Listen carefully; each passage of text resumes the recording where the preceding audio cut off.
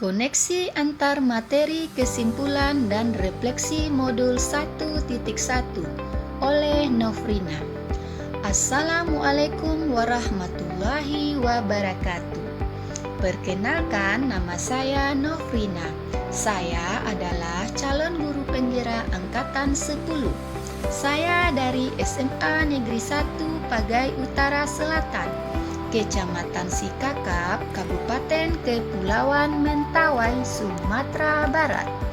Pada kesempatan kali ini, saya akan menjabarkan koneksi antar materi, kesimpulan, dan refleksi terhadap modul 1.1 Pemikiran Ki Hajar Dewantara. Selamat mendengarkan. Saya akan merefleksikan dan menyimpulkan terhadap pemikiran Ki Hajar Dewantara dengan pertanyaan-pertanyaan berikut. Yang pertama, apa yang saya percaya tentang murid dan pembelajaran di kelas sebelum saya mempelajari modul 1.1? Yang kedua, apa yang berubah dari pemikiran atau perilaku saya setelah mempelajari modul ini?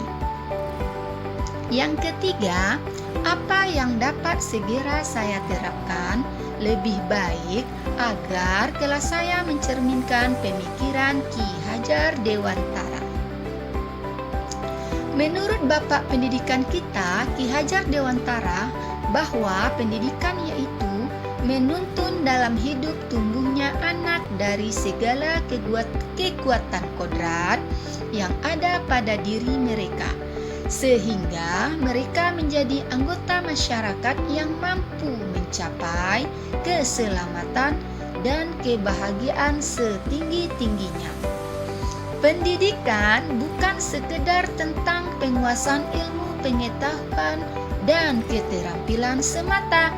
Lebih dari itu, pendidikan bertujuan untuk membentuk manusia yang utuh dan berbudaya, yaitu manusia yang memiliki akal, hati, dan rasa kemanusiaan yang tinggi.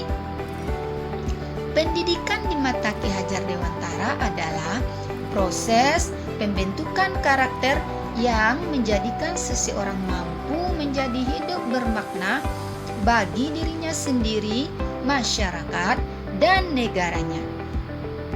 Setiap warga negara berhak mendapatkan pendidikan yang berkualitas tanpa pandang bulu agar mereka dapat berkontribusi secara maksimal bagi kemajuan bangsa. Menurut Ki Hajar Dewantara, pengajaran adalah bagian penting dalam proses pembelajaran. Pengajaran bukanlah sekedar proses mentransfer informasi dari guru ke murid. Namun lebih dari itu, pengajaran harus dijalankan dengan cinta dan penuh keikhlasan. Pengajaran menurut Ki Hajar Dewantara juga harus menghargai keunikan dan perbedaan tiap individu. Baiklah, sekarang kita lihat yang bagian pertama. Apa yang saya percaya tentang murid dan pembelajaran di kelas sebelum saya mempelajari modul 1.1. Selama dalam proses pembelajaran saya sebagai guru, pemimpin dari pembelajaran yang saya berikan kepada siswa, saya cenderung menggunakan model pembelajaran yang mana siswa hanya mendengarkan dan menerima apa yang saya sampaikan di kelas, atau dalam bahasa Inggris disebut juga dengan istilah teacher center. Saya adalah sosok yang dihormati sekaligus ditakuti karena menggunakan cara dan kata tegas untuk mendisiplinkan siswa, seperti lari mengelilingi lapangan atau berdiri di luar sambil memperhatikan temannya belajar di dalam kelas. Saya menilai ketuntasan siswa dalam belajar dari nilai ulangan maupun dari nilai ujian. Apabila nilainya di atas KKM, maka siswa tersebut dinyatakan tuntas dalam pembelajarannya, atau dapat dikatakan sudah berhasil. Kemudian saya tidak mengetahui secara rinci apakah siswa saya sudah memahami dan mengerti terhadap materi yang saya ajarkan, karena jadwal mengajar saya padat setiap hari. Akibatnya, saya sering merasa mengeluh kalau banyak siswa saya yang tidak tuntas dalam melaksanakan ujian atau evaluasi. Kemudian yang kedua, apa yang berubah dari pemikiran atau perilaku saya setelah mempelajari modul ini? Setelah saya mempelajari modul 1.1 tentang pemikiran Ki Hajar Dewantara, saya merasa kurang tepat dalam pembelajaran yang saya lakukan selama ini. Namun, saya seharusnya harus melakukan proses pembelajaran secara maksimal atau menyeluruh, baik itu dari segi kognitif, psikomotor, spiritual, sosial, dan budaya, bukan hanya dari kognitif saja. Siswa harus diberikan kebebasan dalam mengekspresikan bakat, pendapat, serta bebas berkreasi yang sesuai serta selaras dengan metode dan media pembelajaran yang tepat. Saya seharusnya hanya sebagai pamong dalam proses pembelajaran, serta memiliki rasa ikhlas, sabar dengan segala ketulusan hati, sehingga terjadinya pembelajaran yang menyenangkan, serta berpusat pada siswa.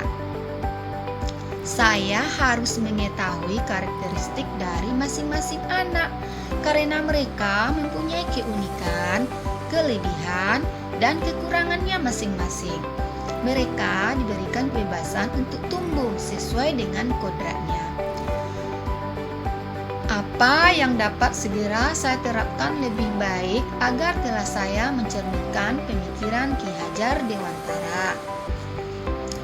Hal-hal yang dapat saya terapkan dalam kelas adalah merencanakan serta merancang pembelajaran yang interaktif, serta menyenangkan dengan cara melibatkan siswa sebagai pusat pembelajaran.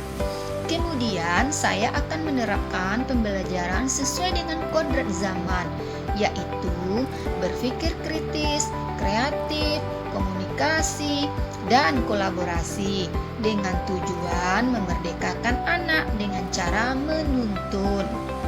Saya sebagai guru harus menjalin komunikasi yang baik dengan sesama siswa agar saya bisa mengenal dan mengetahui masing-masing karakter dari siswa tersebut.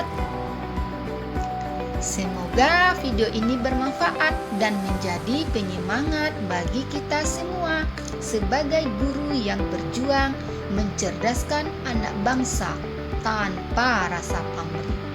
Salam dan luar biasa bagi Bapak Ibu guru penggerak. Wassalamualaikum warahmatullahi wabarakatuh.